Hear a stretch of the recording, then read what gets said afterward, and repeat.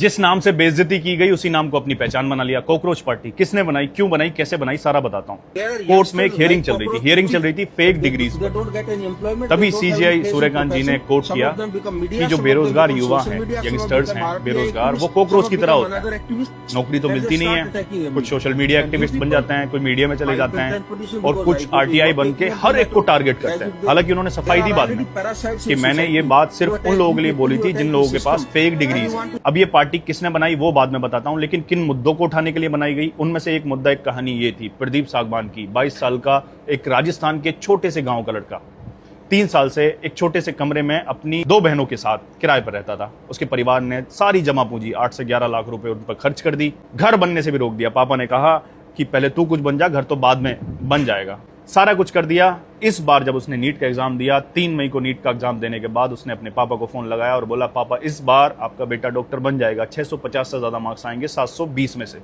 तो अच्छी रैंक आएगी। लेकिन फिर पेपर लीक होता है और जो भी हुआ आप सब जानते हो। वो जिस पे इतनी सारी जिम्मेदारियां लेकर चलते हैं ना, अक्सर वो बेटे जिन पे भार होता है पूरे परिवारों का, वो सहन नहीं कर पाया और खुद को उसने खत्म कर दिया। इन मुद्दों को उठाने के लिए ये पार्टी बनाई गई फाउंडर के हिसाब से। महाराष्ट्र के औरंगाबाद का एक लड़का अभिजीत, जब ये कॉकरोच की बात सुनी तो इस कॉकरोच की बात को बेइज्जती ना मानकर उसने पहचान बनाने की ठान ली।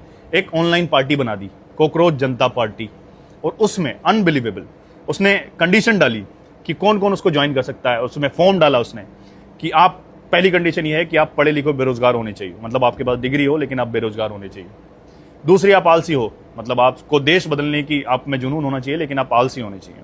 तीसरा उसने डाला कि आप ऑनलाइन रहने के आदी होने चाहिए, हर वक्त फोन चलाने वाले जो लोग होते हैं ना, वो कंडीशन डाली। और चौथा, आपको भड़ास निकालना आना चाहिए, किस तरह से पॉजिटिव वे में अपनी भड़ास को आप निकाल सकते हो जो सही डायरेक्शन में जाए।